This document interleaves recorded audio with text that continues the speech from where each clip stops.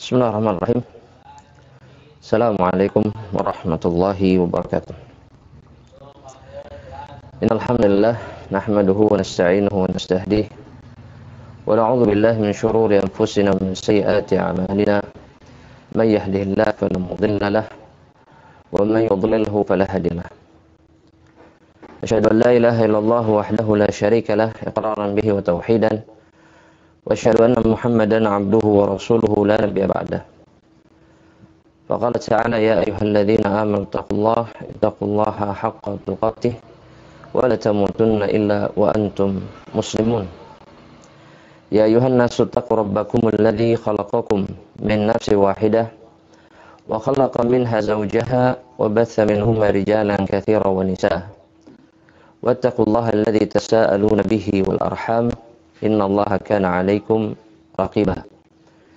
Ya ayyuhalladzina amanu taqullaha wa qulu qawlan sadida yuslih lakum a'malakum wa yaghfir lakum dhunubakum wa may yuti'illaha wa rasulahu faqad faza fawzan 'azima.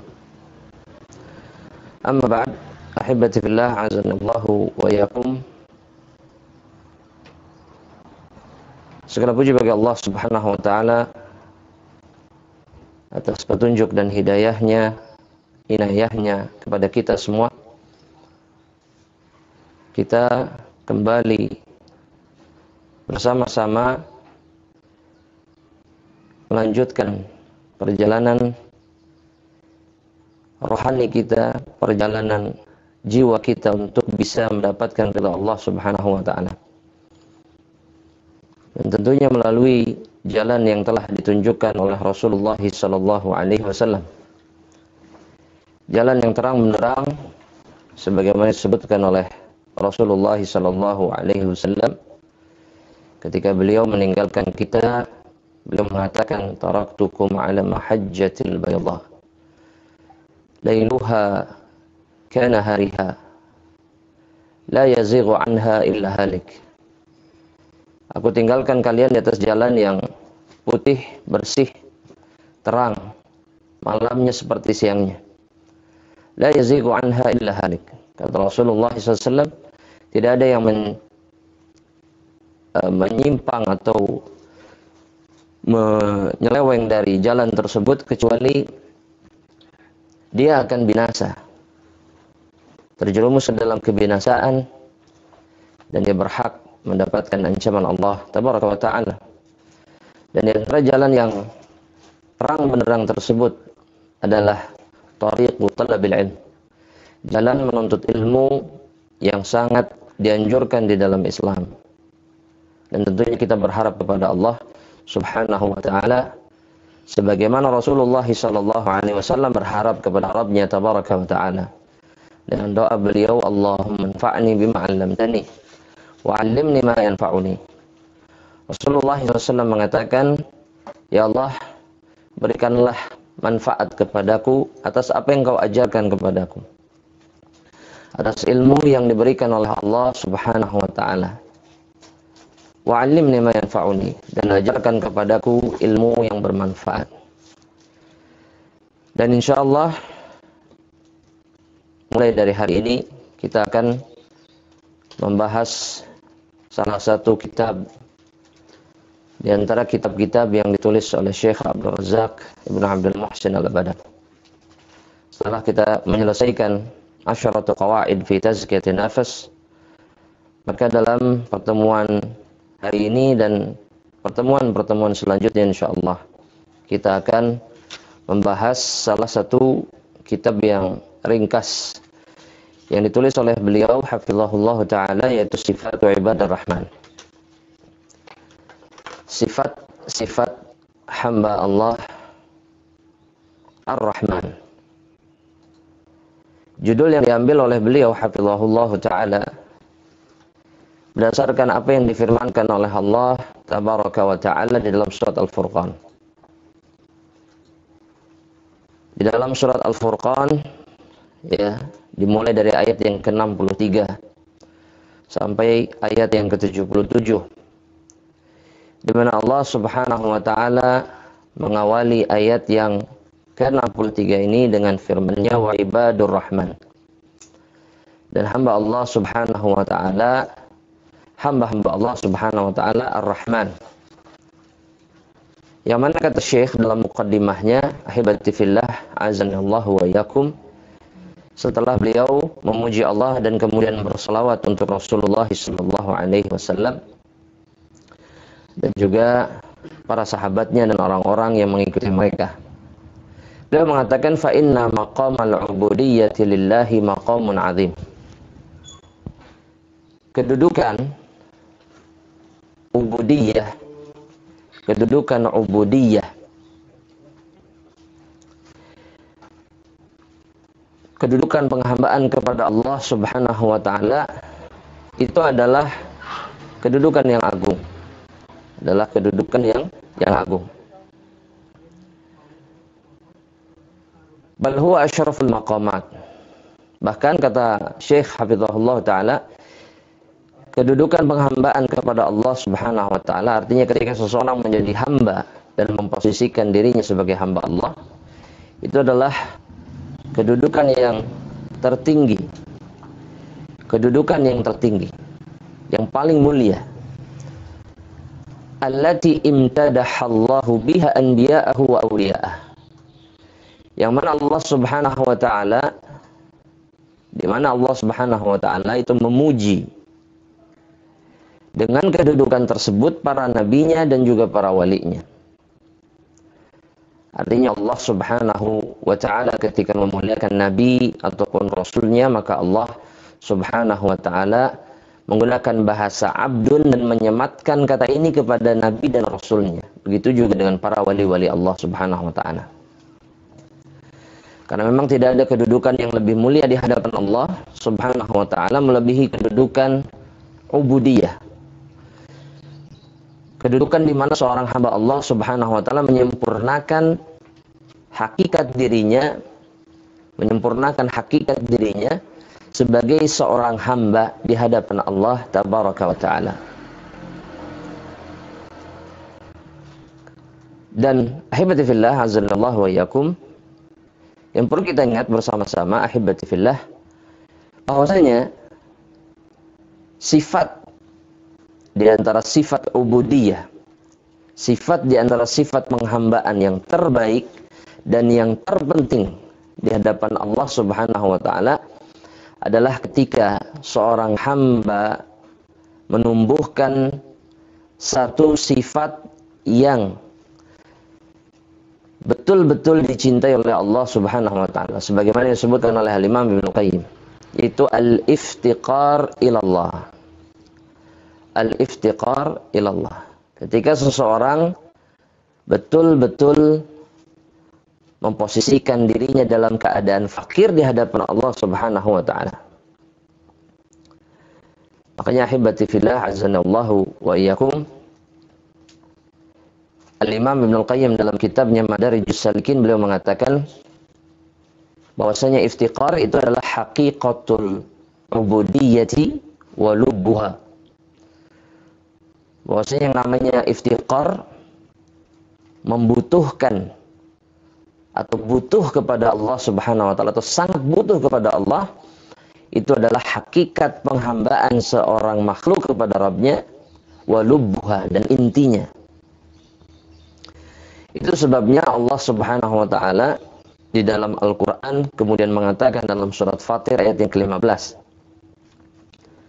Kata Allah Subhanahu wa taala, ya ayuhan nas antumul fuqara'u ilallah. Wahai sekalian manusia, kalian adalah makhluk-makhluk, hamba-hamba yang fakir, sangat membutuhkan Allah Subhanahu wa taala. Wallahu huwal ghaniyyul hamid. Dan Allah lah dia zat yang maha kaya dan juga maha terpuji.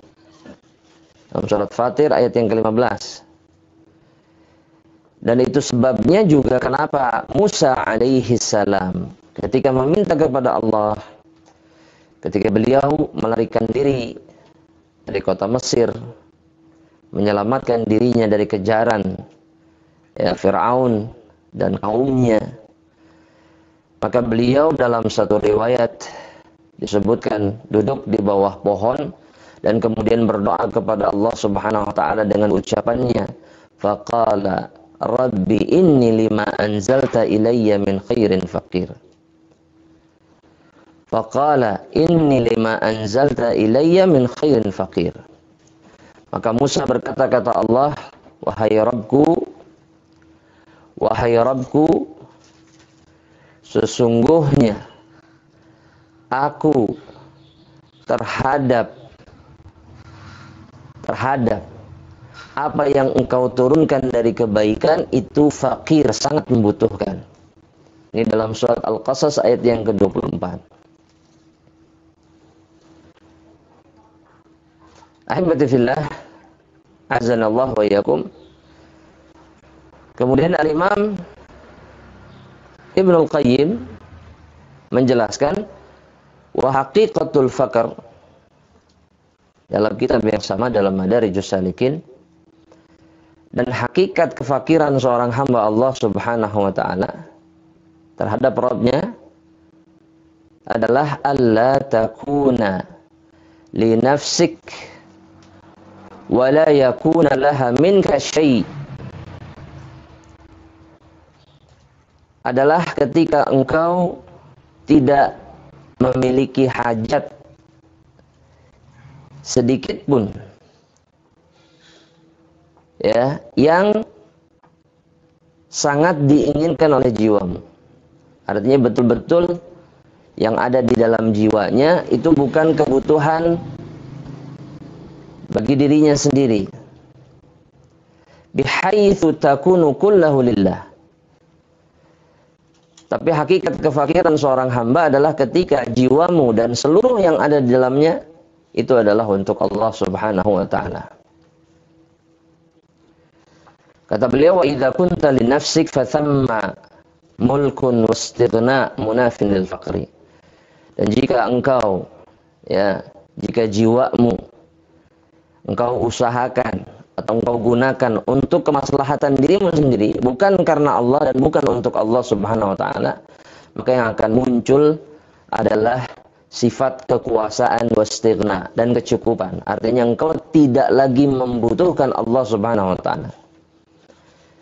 Munafin lil faqri, yang merupakan lawan dari kefakiran. Wal faqrul haqiqi, kata beliau. Kemudian kata beliau, wal faqrul haqiqi, dan kefakiran yang sejati yang dimiliki seorang hamba Allah, dawamul iftiqar ilallahi fi kulli halin, senantiasa membutuhkan Allah pada setiap keadaan. Maka ahibati fillahi azanillahu wa iyyakum, Allah tabaraka wa ta'ala berfirman di dalam Al-Quran, ya, di dalam surat Al-An'am. Di dalam surat Al-An'am ayat yang ke 162 dan 163. Allah Subhanahu wa taala mengatakan, "Qul inna sholati wa nusuki wa mahyaya wa mamati lillahi rabbil alamin." Katakan, kata Allah Subhanahu wa taala, sesungguhnya salatku dan ibadahku dan kehidupanku dan kematianku itu adalah untuk Allah Subhanahu wa taala. Dan ini adalah haqiqatu al-faqru atau al-faqrul haqiqi minal abdi ila rabbih. Ini adalah kefakiran yang sejati dari seorang hamba Allah Subhanahu wa taala terhadap Rabbnya tabaraka wa taala. Ahibati fillah azanillahu wa iyyakum. Mohon maaf kita berhenti sejenak. Insyaallah kita akan lanjutkan sebentar lagi, dan mudah-mudahan Allah Subhanahu wa taala mudahkan perjumpaan kita di hari ini. Wallahu a'lam bishawab. Nah, bismillahirrahmanirrahim. Alhamdulillah wassalatu wassalamu ala Rasulillah. Ahibati fillah azanillahu wa iyyakum. Maka betul apa yang diungkapkan oleh Imam Ibnul Qayyim sebelum kajian kita berhentikan sejenak tadi, bahwasanya Allah Subhanahu wa taala memerintahkan hamba-hambanya untuk memposisikan diri mereka dalam keadaan betul-betul hanya membutuhkan Allah tabaraka wa ta'ala. Hanya membutuhkan Allah tabaraka wa ta'ala. Dengan ungkapan atau ucapan yang diajarkan dalam surat Al-An'am ayat yang 162. Di mana Allah Subhanahu wa taala merintahkan Nabi-Nya Muhammad sallallahu alaihi wasallam, dan juga ini merupakan uswah bagi umatnya untuk mengatakan qul inna salati wa nusuki wa mahyaya wa mamati lillahi rabbil alamin. Maka ketika seorang hamba Allah tabaraka wa ta'ala mewujudkan ini atau berada dalam keadaan seperti ini, maka dia menjadi hamba Allah yang sejati. Sebagian ulama mengatakan agar kefakiran kepada Allah Subhanahu wa ta'ala itu terwujud, bisa diwujudkan oleh seorang hamba Allah, maka hendaknya dia menyempurnakan dua perkara yang ada di dalam dirinya, yang semestinya ada di dalam hati dan jiwanya. Yang pertama, al-awwal, kata mereka, adalah idraku azamatil khaliqi wa jabarutihi. Seorang hamba harus menghadirkan keagungan yang ada pada diri Allah Subhanahu wa ta'ala dan keperkasaannya, menghadirkan perkara tersebut di dalam hati dan jiwanya. Artinya, seorang hamba harus memahami betul siapa Rabb yang disembahnya dan kemudian keagungan yang dimilikinya. Maka sebagian ulama salaf, diantaranya Al-Fudail ibnu Iyad, beliau mengatakan sebagaimana yang dinukil oleh Al-Imam Az-Zahabi dalam kitabnya As-Siyar, yakni Siyarul A'lamin Nubala. Fudail ibn Iyad mengatakan a'lamun nasi billah akhwafuhum minhu. Manusia yang paling berilmu tentang Allah Subhanahu wa ta'ala, maka dia akan menjadi manusia yang paling takut kepada Allah. Artinya menjadi hamba yang betul-betul memiliki khauf, pengagungan kepada Allah Subhanahu wa ta'ala. Maka ketika ilmu seseorang tentang Allah sempurna, maka akan semakin sempurna pula kefakirannya, kebutuhannya kepada Allah. Perkara yang kedua yang harus disempurnakan oleh seseorang ketika dia ingin menjadi hamba yang fakir, hamba yang sejati kepada Allah Subhanahu wa ta'ala, itu adalah idraku dha'fil makhluk wa ajzihi. Idraku dha'fil makhluk wa ajzihi. Mengetahui kelemahan makhluk, artinya mengetahui kelemahan dirinya.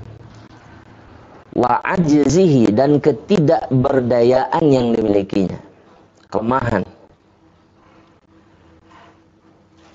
Maka ahibati fillah azanallahu wa iyyakum, kata al-imam Ibnul Qayyim ahibati fillah dalam kitab beliau Madarijus Salikin,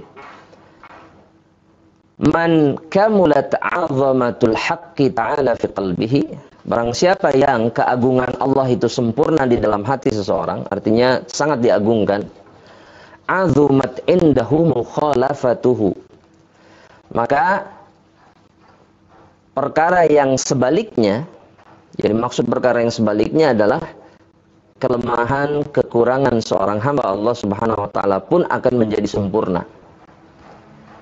Artinya seorang hamba akan memposisikan dirinya dalam posisi yang paling lemah dan paling membutuhkan ketika dia tahu siapa yang disembah dan siapa yang menjadi sesembahannya, itu Allah Subhanahu wa ta'ala.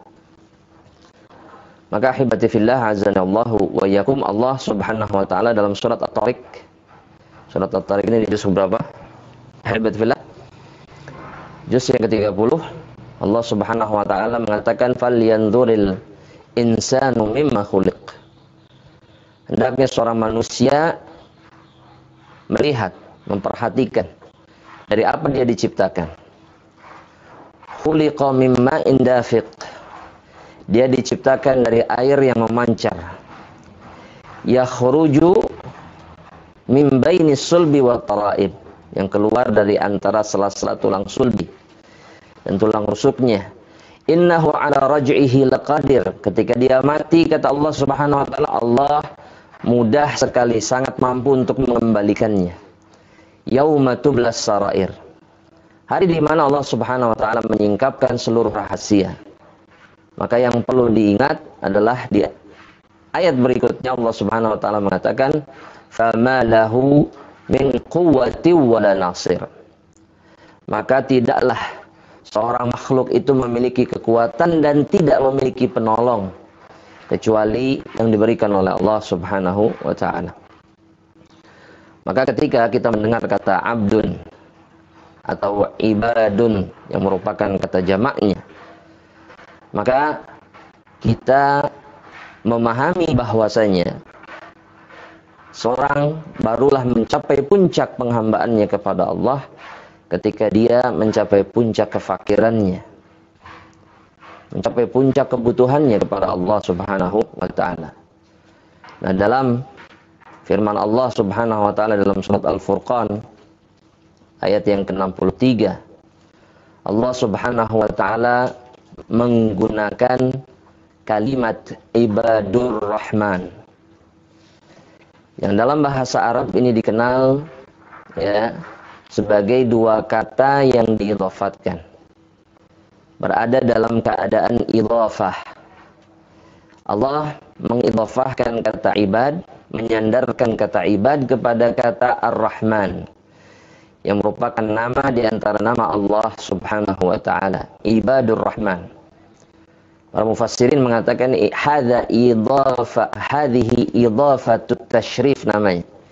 Ini adalah penyandaran ya, yang memuliakan atau penyandaran kehormatan ketika Allah Subhanahu wa taala menyandarkan kata ibad atau menyandarkan hamba-hambanya kepada dirinya, mengaitkan hamba-hambanya kepada dirinya. Ibadur Rahman, yang menunjukkan hamba-hamba Ar-Rahman ini adalah hamba-hamba yang utama dan agung di sisi Allah Subhanahu wa taala. Dan sebagaimana yang kita ketahui, nama Allah Subhanahu wa taala Ar-Rahman itu mengandung makna sebagaimana disebutkan oleh para ulama, mengandung sifat dzu rahmatin wasi'atin wa syamilah li jami'i khalqihi fid dunya walil mu'minina fil akhirah. Jadi maksud dengan Ar-Rahman adalah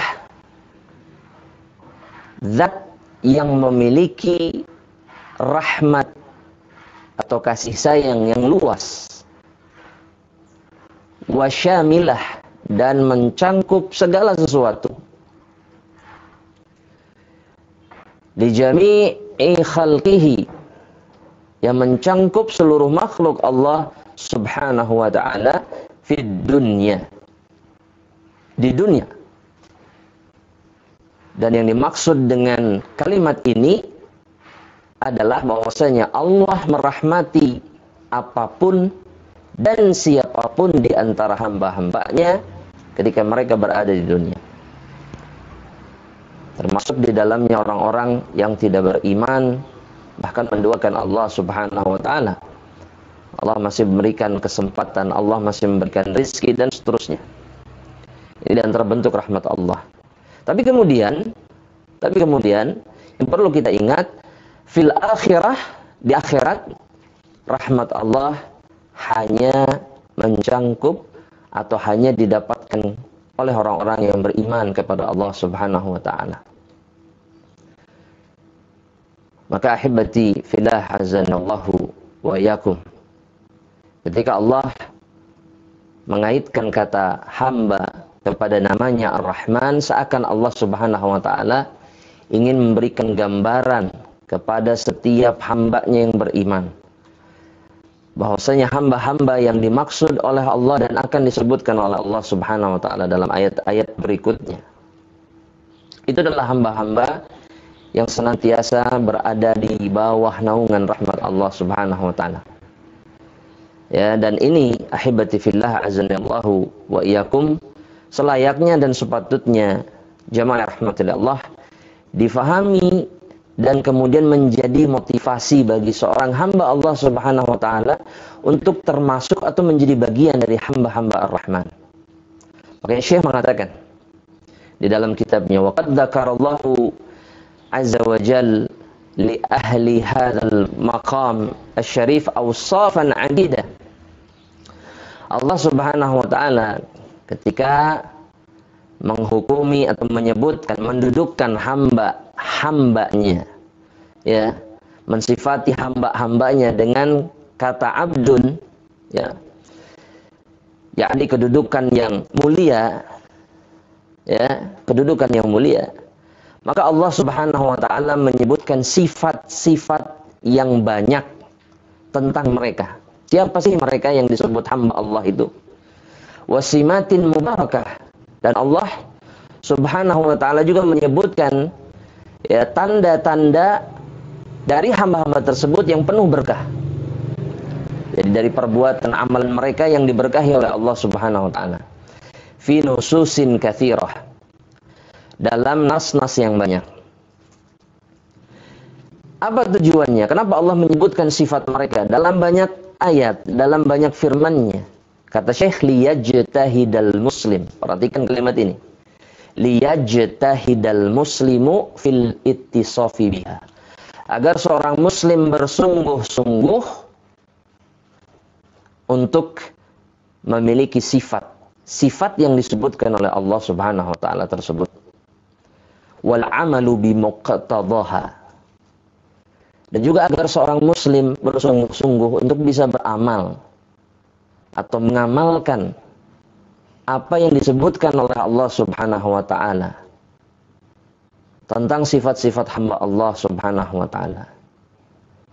Li yanalal maqam ar-rafi', agar mereka mendapatkan kedudukan yang tinggi di sisi Allah, wasyarafal kabir, dan kehormatan, kemuliaan yang besar inda rabbil alamin, di sisi Allah Rabbul Alamin. Wa min abrazil mawadi', kata Syekh, allati dzakarallahu fiha awsaf ibadahul mu'minin, di antara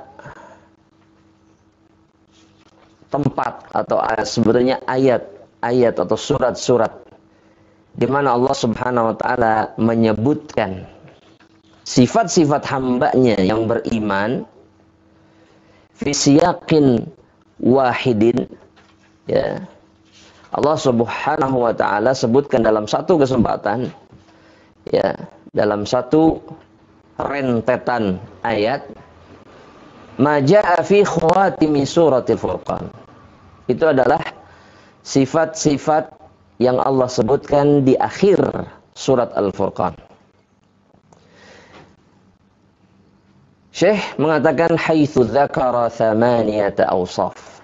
Di mana, kata Syekh hafizahullah taala, di mana Allah Subhanahu wa taala menyebutkan 8 sifat. Ini dalam penilaian dan pandangan Syekh Abdul Razak Ibn Abdul Muhsin Al-Badal.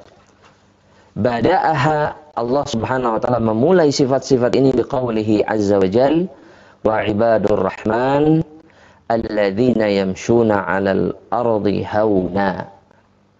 Dan hamba Allah Ar-Rahman yang berjalan di atas muka bumi dalam keadaan haunan. Insyaallah akan kita jelaskan dan dijelaskan oleh Syekh. Wa fi hadza, kata Syekh, dan dalam rangkaian ayat-ayat yang disebutkan oleh Allah dalam atau di akhir surat Al-Furqan, dalalah, ada petunjuk, ya, ada petunjuk, ada tanda, ada dalil ala azimi ikhtisasihim, bahwasanya kekhususan hamba-hamba yang disebutkan oleh Allah Subhanahu wa taala dalam akhir surat Al-Furqan ini, mereka memiliki kekhususan yang agung yang berbeda dengan hamba-hamba Allah, dengan sifat-sifat yang lainnya. Bima dalla alaihi hadzal isma min ma'anir rahmah. Di mana Allah Subhanahu wa taala menunjukkan dengan nama yang disematkannya, yaitu Ibadur Rahman. Allah menunjukkan bahwasanya hamba-hamba Allah Subhanahu wa taala ini adalah hamba-hamba yang dirahmati oleh Allah. Fabi rahmatihi hadahumullah. Tulis, fabi rahmatihi hadahumullah. Kata Syekh, dengan rahmatnya Allah Subhanahu wa taala memberikan mereka petunjuk lil iman, kepada keimanan. Wa rabbahum ala ta'atir rahman. Dan Allah menjaga mereka, mendidik mereka, ya, dengan hidayahnya, agar hamba-hamba ini menjadi hamba yang taat kepada Allah Ar-Rahman, wa husnit taqarrubi ilaih. Dan Allah Subhanahu wa taala memberikan petunjuk dengan rahmatnya agar mereka bisa mendekat dengan baik kepada Allah Subhanahu wa taala. Itu yang terkandung di dalam makna Ibadur Rahman dalam penjelasan Syekh Abdul Razak. Hamba-hamba yang disebut Ibadur Rahman adalah hamba-hamba yang diberikan petunjuk oleh Allah dengan rahmatnya kepada keimanan. Allah jaga mereka agar mereka taat kepada Allah. Kemudian mereka bisa mendekat kepada Allah Subhanahu wa taala dengan baik. Sebagaimana yang sering diungkapkan oleh Rasulullah SAW dan diminta kepada Allah dalam doanya, Allahumma a'inni ala dzikrika wa syukrika wa husni ibadatika. Maka ini adalah permohonan permintaan dari seorang hamba Allah yang dirahmati oleh Allah Subhanahu wa taala.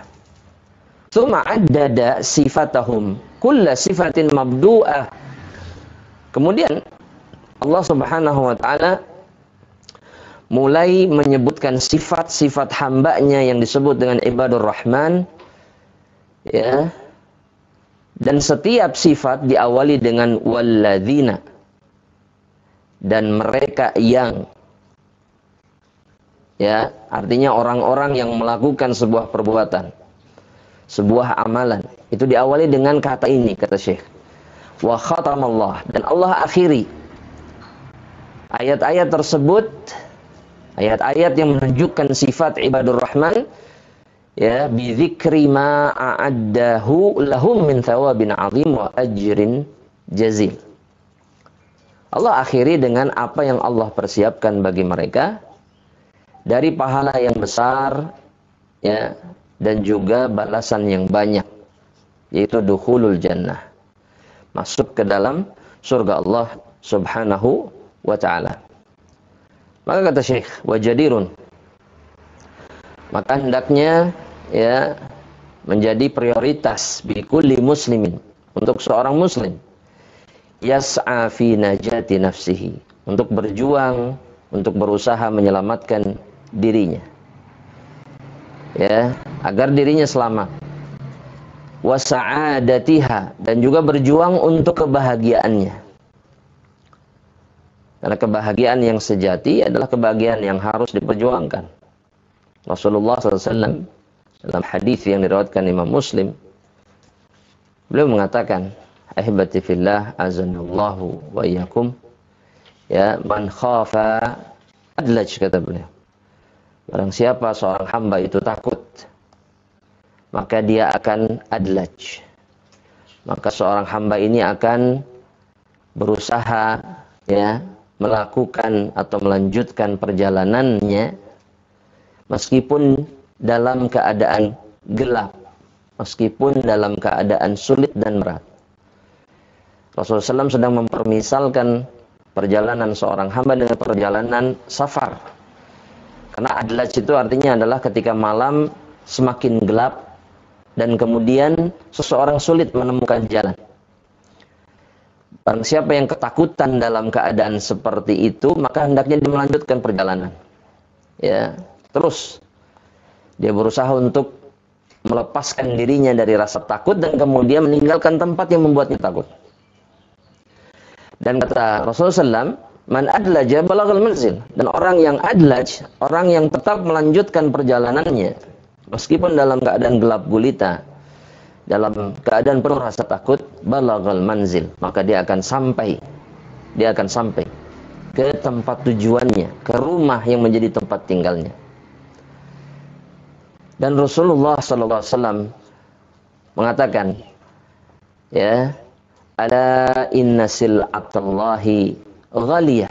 Ketahuilah oleh kalian, kata Rasulullah SAW, sesungguhnya barang dagangan Allah itu yang Allah jadikan nilai tukar untuk perjuangan seorang hamba Allah Subhanahu wa taala itu adalah surga, al-jannah. Ya. Dan dia adalah barang dagangan yang mahal. Ala inna sil'atallahi ghaliyah. Ala inna sil'atallahi hiyal jannah. Ketahuilah oleh kalian, barang dagangan Allah, nilai tukar yang Allah berikan untuk seorang hamba itu sangat mahal, dan ketahuilah oleh kalian dia adalah surga Allah Subhanahu wa taala. Ya. Ahibati fillah.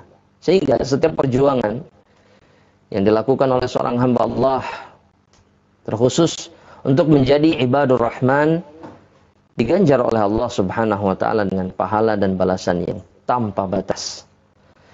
Maka bagi seorang muslim yang ingin selamat dan kemudian ingin bahagia, an yata'ammal sifati ibadur rahman, maka hendaknya dia memperhatikan sifat hamba-hamba Allah Ar-Rahman allati waradat fi hadzal siyaq al-mubarak, yang terdapat dalam ayat-ayat yang diberkahi oleh Allah Subhanahu wa taala yang ada dalam akhir surat Al-Furqan, fa ya'rifaha ma'rifatan jayyidah, agar dia mengenal sifat-sifat ini dengan ma'rifah, dengan pengetahuan yang baik, jayyidah. Thumma yas'a ba'da dzalika fi tahqiqiha ala akmali wajhin. Kemudian berusaha untuk bisa merealisasikannya dan mewujudkannya dalam wujud atau cara yang paling sempurna. Ahibati fillah hazanallahu wa iyyakum. Allah membedakan antara ibadur rahman dengan ibadus syaitan. Allah Subhanahu wa taala membedakan antara ibadur rahman dengan ibadus syaitan. Allah Subhanahu wa taala memisahkan dalam ayat-ayat ini hamba-hambanya yang Allah namai mereka dengan ibadur rahman selain hamba-hamba dari makhluk-makhluk Allah Subhanahu wa taala yang lainnya. Karena kemungkinannya hanya dua, jamaah rahmatillah Allah. Seseorang itu menjadi hamba Allah atau menjadi hamba selain Allah Subhanahu wa taala. Tidak ada kemungkinan yang lain. Dan buktinya adalah wujudul musyrikin, kata para ulama. Yang menjadi buktinya adalah keberadaan atau adanya orang-orang musyrik di atas muka bumi. Makhluk-makhluk yang tidak menghamba dan tidak menjadi hamba Allah Subhanahu wa taala. Maka pilihannya bagi seorang mukmin dan muslim adalah menjadi hamba yang disebutkan oleh Allah dan memiliki sifat-sifat yang disebutkan oleh Allah Subhanahu wa taala dalam ayat-ayat ini. Sifat yang pertama, ahibati fillah azanallahu wa iyyakum, sifatul ula, sebagaimana disebutkan oleh Syekh dan termaktub di dalam firman Allah Subhanahu wa taala di dalam ayat yang ke-63 dari surat Al-Furqan. Itu adalah as-sakinah. As-sakinah, ahibati fillah azanallahu wa iyyakum, dalam ta'rif, dalam penjelasan para ulama, sakinah ini ahibati fillah azanallahu wa iyyakum itu mutaradifah, maknanya sama atau berdekatan dengan makna at-tuma'ninah. Ya, dengan makna at-tuma'ninah. Tuma'ninah yang artinya ketenangan. Adapun perbedaan yang sangat jelas antara tuma'ninah dengan sakinah, secara makna mereka berdekatan maknanya, tapi ada perbedaan yang sangat esensial, di antara dua kata tersebut. Kata para ulama, as-sakinah sukunul qalb alladhi tu'athirul jawarih. Yang dimaksud dengan sakinah itu adalah ketika hati itu tenang dan memberikan dampak kepada ketenangan anggota tubuh. Itu yang dimaksud dengan sakinah. Ya, jadi bukan hanya sekedar tumakninah, tapi kemudian ketenangan ini mengendalikan gerak-gerik dan perbuatan seseorang. Itu yang disebut dengan sakinah. Ya, sakinah itu adalah ketenangan yang menghasilkan perbuatan berikutnya yang disebutkan oleh Syekh, yaitu waqar. Al-waqar. Al-waqar itu adalah ketika seseorang ya melakukan sesuatu apapun itu dengan penuh ketenangan. Makanya di antara sunnah yang harus dilakukan oleh seorang muslim ketika berangkat ke masjid, kata Rasulullah SAW, alaikum bis-sakinati wal waqar, kata Rasulullah SAW. Hendaknya kalian itu tenang, hati kalian dalam keadaan tenang, kemudian waqar, anggota tubuh kalian pun tenang. Ya, makanya tidak boleh terburu-buru berangkat ke masjid. Meskipun terlambat. Harus tenang. Pelan-pelan atau cepat-cepat? Sedang, Masya Allah. Sedang-sedang. Yang sedang itu seperti apa? Bagaimana langkah Rasulullah SAW ketika menuju masjid? Rasulullah SAW tidak apa? Tidak berjalan seperti jalan biasanya. Rasulullah SAW itu ketika berjalan seperti orang yang sedang menuruni tempat yang landai, dari tempat yang tinggi turun ke bawah. Itu jalannya Rasulullah SAW. Tapi ketika berjalan menuju masjid, beliau jauh lebih tenang lagi. Ya, maka jamaah yang rahmatillah Allah, ini diantara sifat ibadur rahman. Dan Syekh mengatakan wattawadhu'u lillah wa li'ibadihi. Dan sifat yang pertama ini sakinah, waqar, kemudian tawadhu. Tawadhu, ahibati fillah azanallahu wa yakum, seperti yang dijelaskan oleh Al-Hasan Al-Basri rahimahullah. Artinya atau maknanya adalah sebagaimana disebutkan oleh beliau, at-tawadhu, yang disebut atau dimaksud dengan tawadhu, an takhruja min manzilika wala talqa musliman illa ra'aita lahu alaika fadlan. Ketika engkau sanggup, mampu ketika keluar rumah dan berjumpa dengan seorang muslim, engkau tidak melihat ada keutamaan dirimu atas dirinya. Itulah tawadhu. Ketika engkau keluar rumah, engkau tidak menganggap dan berjumpa dengan seorang muslim, engkau tidak menganggap dirimu itu lebih baik dari muslim yang lainnya. Maka itulah yang terkandung di dalam dalil-dalil syariat. Ketika berbicara tentang tawadhu, ketika kita memposisikan diri kita pada posisi yang tidak lebih baik dibandingkan orang lain. Beliau hafizahullah taala, yakni Syekh Abdul Razak, kemudian mengutip awal dari firman Allah Subhanahu wa taala dalam ayat yang ke-63 dalam surat Al-Furqan, wa ibadur rahman alladzina yamshuna 'alal ardi hauna. Dan hamba-hamba Allah Subhanahu wa taala Ar-Rahman itu adalah orang-orang yang jika berjalan di atas muka bumi mereka haunan. Ya, apa yang dimaksud dengan haunan? Ahibati fillah. Maka itu dijelaskan oleh sahabi al-jalil Abdullah bin Abbas radhiyallahu ta'ala anhuma, habrul ummah wa turjumanul Quran, ulamanya umat ini dan penafsir Al-Quran. Sebagaimana dinukil oleh Al-Imam At-Tabari, Abu Ja'far At-Tabari dalam tafsir beliau ketika menjelaskan ayat yang ke-63 dari surat Al-Furqan ini. Ibnu Abbas mengatakan, yang dimaksud dengan yamshuna 'alal ardi haunan, berjalan di atas muka bumi dalam keadaan haunan, adalah berjalan bitta'ah, berjalan di atas muka bumi dengan penuh ketaatan kepada Allah. Kemudian yang kedua, wal afaf. Dan yang dimaksud dengan al-afaf, ya, itu adalah habsun nafsi anis syahwat.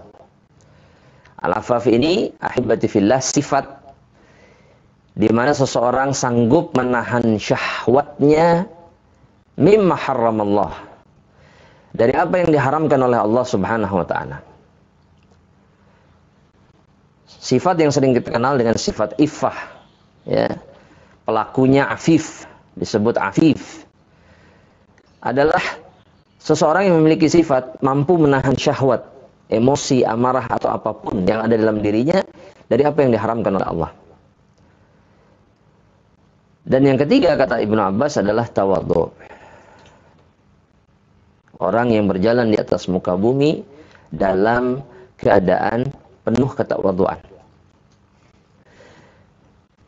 Syekh Abdul Razak hafizahullah ta'ala beliau mengatakan, wa min madhahiri tawadhu'ihim, dan di antara bentuk tawadhu'nya mereka, wa sakinatihim, dan ketenangan mereka, ya, annahum idza wajahu fi tariqihim ba'dhu aw ba'd ahli as-safahi wal jahli, ketika mereka berjumpa dengan orang-orang yang jahil atau kurang akalnya di dalam perjalanan mereka, fa innahum yukhatibunahum bikalamin sadidin salim, maka orang-orang yang punya sifat seperti ini ketika berjumpa dengan orang yang jahil, orang-orang yang kurang akalnya, maka mereka akan berbicara kepada orang-orang ini dengan kalam, dengan perkataan yang sadid, yang benar. Kemudian salim, dan selamat minas safahi, dari kekurangan akal dan juga jahal, dari kebodohan. Ini adalah makna dari penggalan ayat yang berikutnya. Kata Syekh, wa idza khatabahumul jahiluna qalu salama. Dan jika orang-orang jahil mengajak berbicara kepada mereka, maka mereka hanya akan mengatakan salama. Ai, kata Syekh, qawlan la yaslamuna bihi minal ithmi wal lahu, perkataan yang selamat dari dosa dan juga dari kesia-siaan. Ahibati fillah azanallahu wa iyyakum.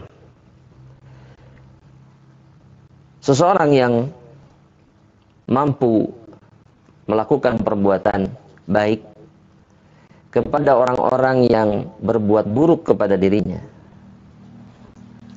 Karena ketika kita ditanya jamaah rahmatullah Allah oleh orang-orang yang kurang akalnya ataupun oleh orang-orang yang jahil, maka pertanyaan ini umumnya menjadi pertanyaan yang menyakiti dan mengganggu kita.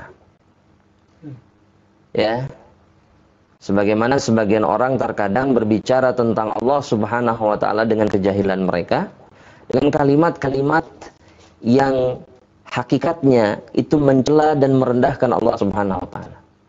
Bagi orang-orang yang berilmu atau orang yang memahami ilmu, maka ini perkataan yang menyakitkan. Tapi ketika muncul dari orang jahil, ahibati fillah azza wa yakum, maka yang menjadi balasan perbuatan tersebut adalah kebaikan. Ini sifat ibadur rahman. Nah, sifat ini disebut dengan al-hilmu. Sifat ini disebut dengan al-hilmu. Ketika kita sanggup membalas keburukan orang lain dengan kebaikan, ya, maka ini disebut dengan al-hilm. Dan ini adalah sifat yang sangat dicintai oleh Allah Subhanahu wa taala.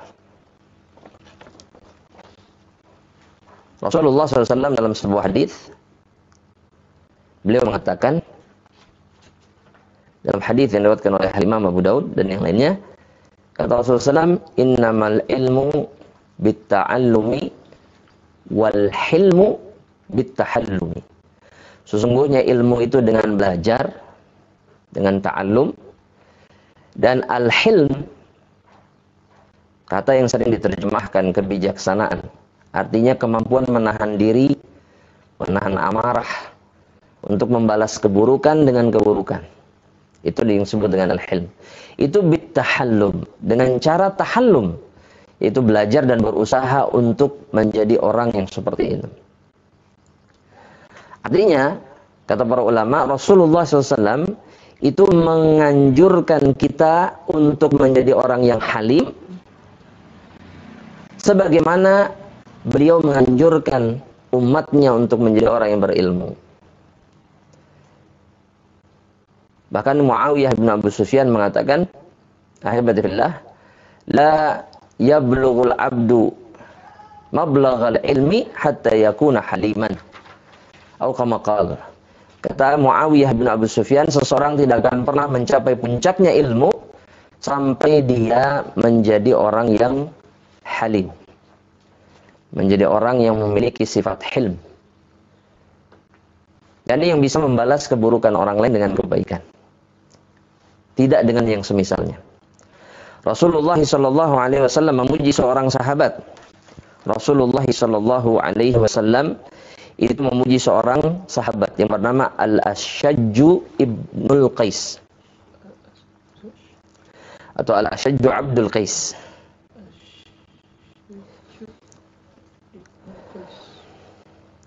Dalam hadis yang diriwayatkan oleh Imam Muslim, kata Rasulullah SAW, inna fika khuslataini yuhibbuhum Allah. Sesungguhnya pada dirimu ada dua sifat, kata Rasulullah SAW.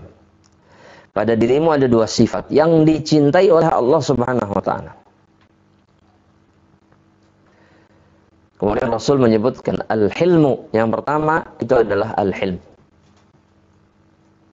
Sahabat yang mulia ini adalah orang yang tidak membalas keburukan orang lain dengan keburukan yang sama. Dia mampu menahan dirinya.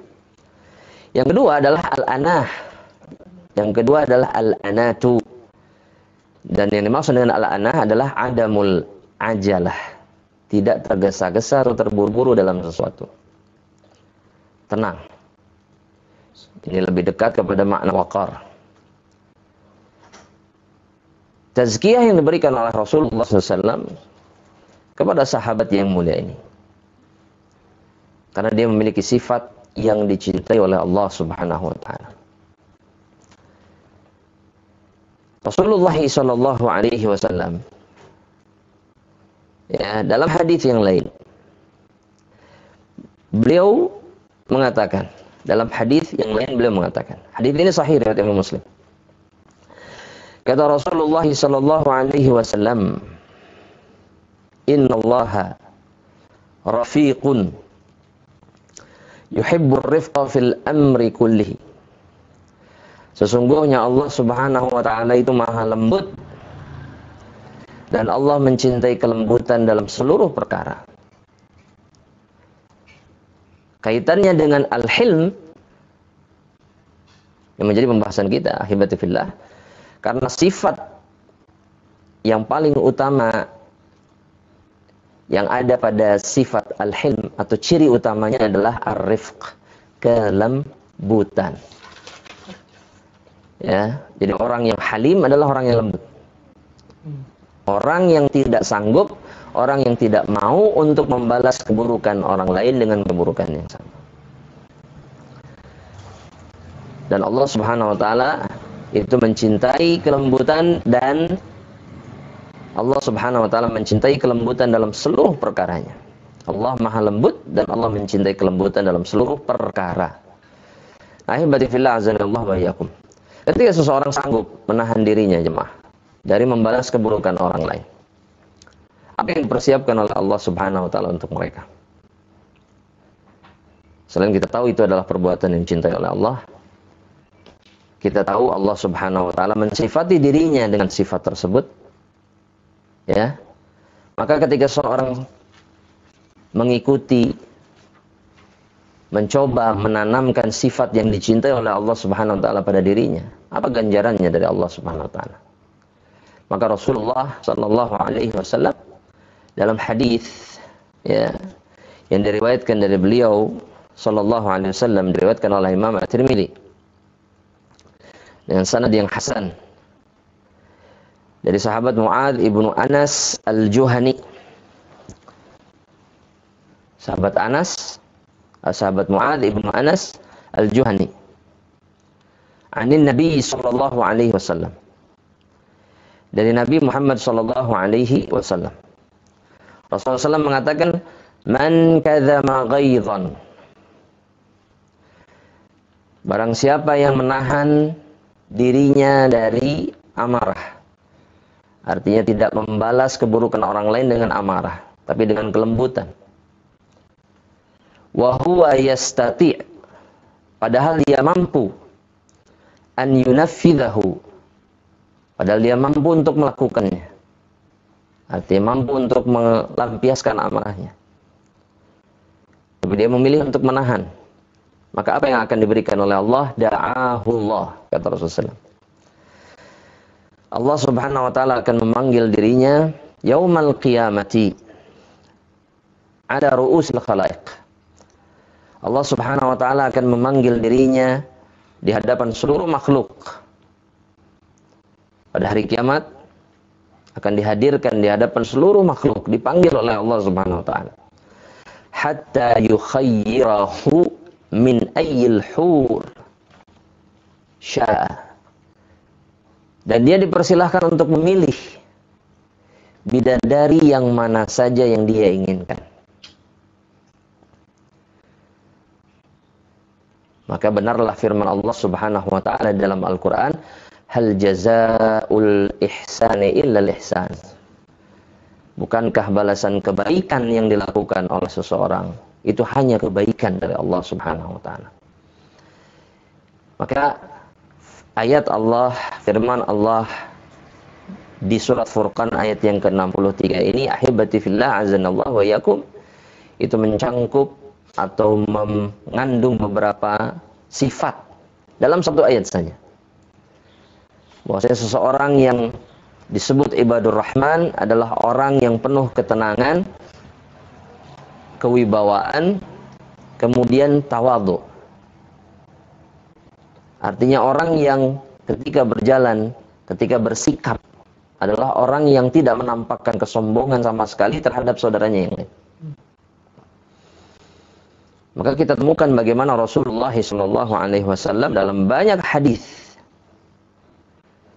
Contoh yang paling agung kata para ulama, seperti yang dipersaksikan oleh istrinya sendiri, Ibunda Aisyah radhiyallahu taala anha, ketika beliau ditanya oleh para sahabat atau seorang sahabat yang menanyakan, "Kaifa kana Rasulullah sallallahu alaihi wasallam fi baitihi?"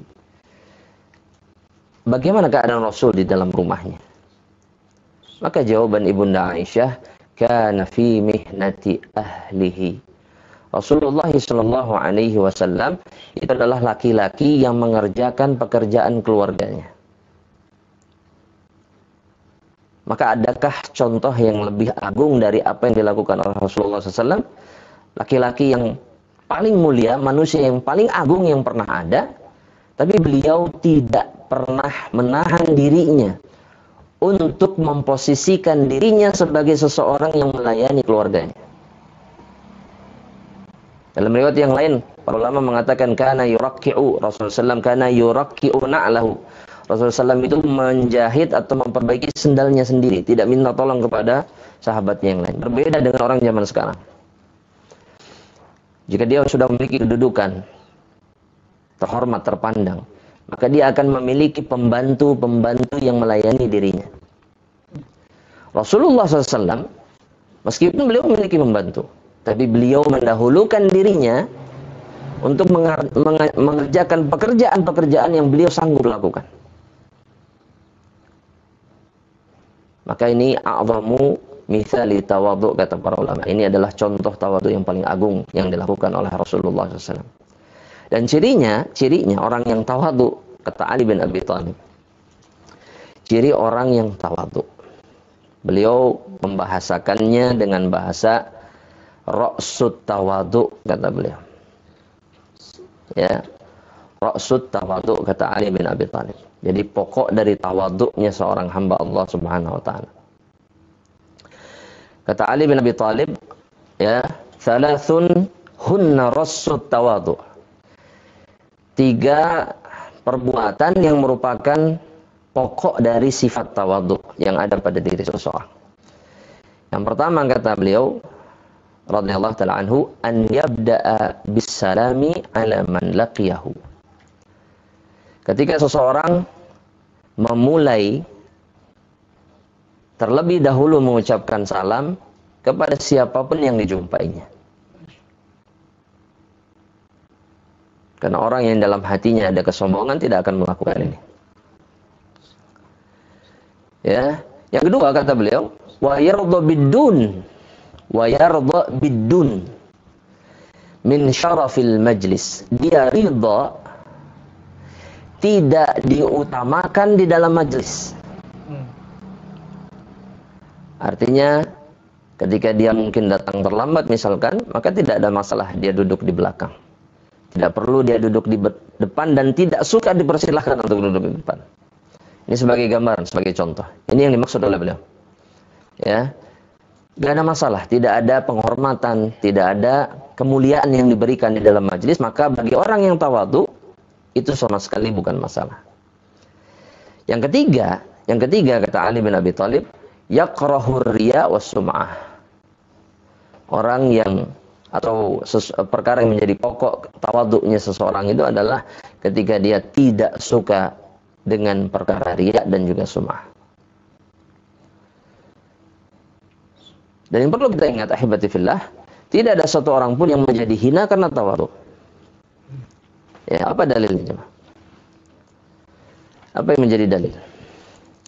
Tidak ada satu orang pun yang menjadi hina karena tawadhu.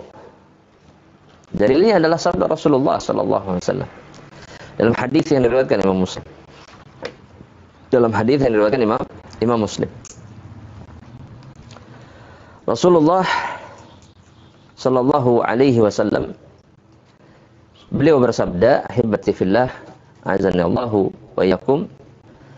Kata Rasulullah sallallahu alaihi wasallam, ma naqasat shadaqatun min mal. Ma naqasat shadaqatun min mal. Hadis riwayat Muslim. Hadis yang sahih dari sahabat Abu Hurairah. Tidak akan berkurang harta seseorang yang disedekahkan. Wa ma zadallahu 'abdan bi afwin illa izza. Dan tidaklah seorang hamba ya yang mampu memaafkan orang lain, melainkan dia akan ditambahkan kemuliaan oleh Allah Subhanahu wa taala. Wa ma tawadda'a ahadun lillah, dan kemudian kata Rasulullah sallallahu alaihi wasallam, dan tidaklah seseorang merendahkan atau tawadhu, dia merendahkan kedudukannya. Artinya memposisikan dirinya tidak lebih baik dari orang lain. Lillah, dia melakukannya karena Allah, illa rafa'ahu Allah. Melainkan Allah Subhanahu wa taala akan meninggikan derajatnya. Maka sejarah kita mencatat, sejarah kaum muslimin mencatat, tidak ada satu orang pun dari kalangan salafus salih yang tawadhu yang kemudian menjadi hina, melainkan mereka menjadi manusia-manusia yang justru tinggi kedudukannya dan dimuliakan oleh Allah Subhanahu wa taala. Rasulullah sallallahu alaihi wasallam, ahibati fillah, azanallahu wa iyyakum. Para ulama mengatakan, beliau sallallahu alaihi wasallam itu bergaul dengan siapapun manusia yang berada di sekeliling beliau. Tidak saja orang yang masih muda, tapi beliau pun kemudian bergaul dengan orang yang sudah tua. Tidak hanya saja yang dewasa, beliau pun bergaul dengan anak kecil. Bahkan sallallahu alaihi wasallam, Nabi kita Muhammad sallallahu alaihi wasallam itu melayani hajat wanita tua, para janda yang mengadukan kebutuhannya kepada Rasulullah SAW, dan bahkan beliau mengiyakan ajakan mereka untuk mendatangi satu tempat kemanapun sesuai dengan keinginan sahabat-sahabat atau orang-orang yang memintanya. Padahal beliau punya hak dan mampu menolak Tapi karena ketawaduan beliau sallallahu alaihi wasallam, maka Rasulullah senantiasa memposisikan dirinya sebagai seseorang yang melayani, seseorang yang senantiasa memperdulikan saudara-saudaranya. Rasulullah SAW, ahibati fillah azanallahu wa iyyakum, pernah mengatakan, beliau pernah berkata, "Lau du'itu ila qira'in la ajabtu." Kata Rasulullah SAW, kalaulah aku dipanggil oleh seseorang untuk mendatangi jamuan makan yang hanya menyediakan tulang, yang hanya ada dagingnya sedikit. Artinya, kalau zaman sekarang apa mungkin? Bala-bala mungkin. Ya makanan sederhana lah istilahnya. Makanan yang sangat sederhana. La ajabtu, maka pasti aku akan menjawab undangannya. Beliau tidak melihat siapa yang mengundang. Makanan apa yang disediakan. Apa yang kira-kira dimakan dan seterusnya, tidak. Dan ini adalah latut tawadhu. Ini adalah karena beliau sallallahu alaihi wasallam itu adalah manusia yang paling tawadhu. Dan Allah meninggikan derajat beliau sampai derajat yang tertinggi. Ahibati fillah, azanallahu wa iyyakum. Ini adalah sifat yang pertama ya, yang disebutkan oleh Syekh di dalam kitabnya sebagai sifat yang memang pertama kali disebutkan oleh Allah Subhanahu wa taala di dalam firman Allah surat Al-Furqan ayat yang ke-63. Kita selesaikan dengan perkataan Ibnul Qayyim yang dikutip oleh Syekh Abdul Razak Ibn Abdul Muhsin Al-Badr.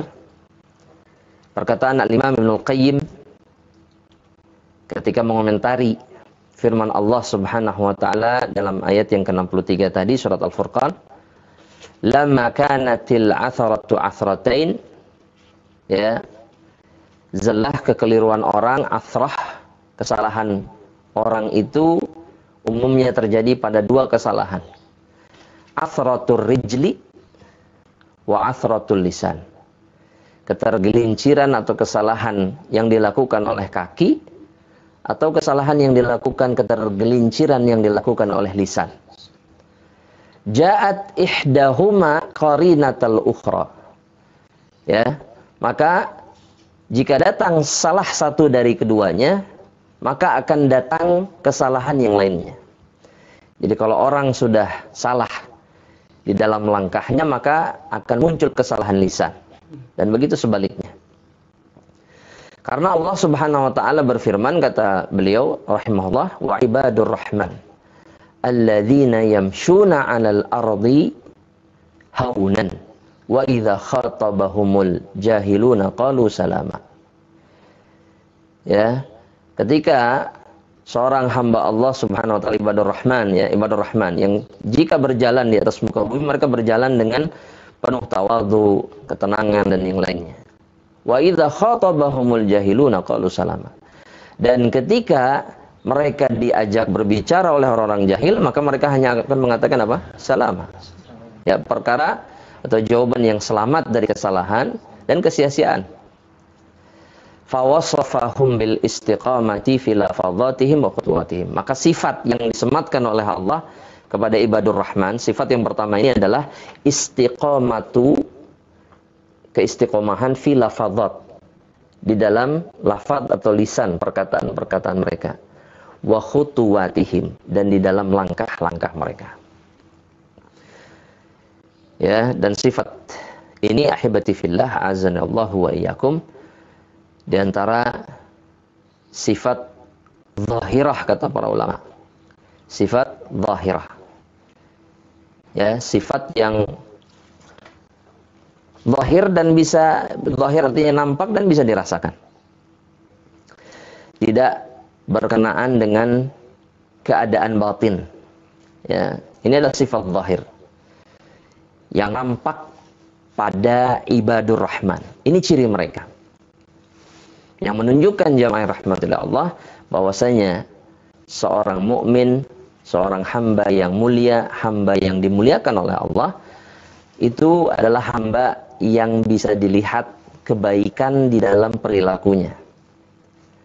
Maka tidak mungkin seseorang disebut soleh jika perilakunya tidak dan tidak terlihat, tidak nampak. Ya, maka sifat ini digambarkan oleh Allah Subhanahu wa taala dalam ayat yang pertama, dari rangkaian sifat-sifat ibadur rahman. Ahibati fillah, azanallahu wa yakum. Kita cukupkan sampai di sini dulu.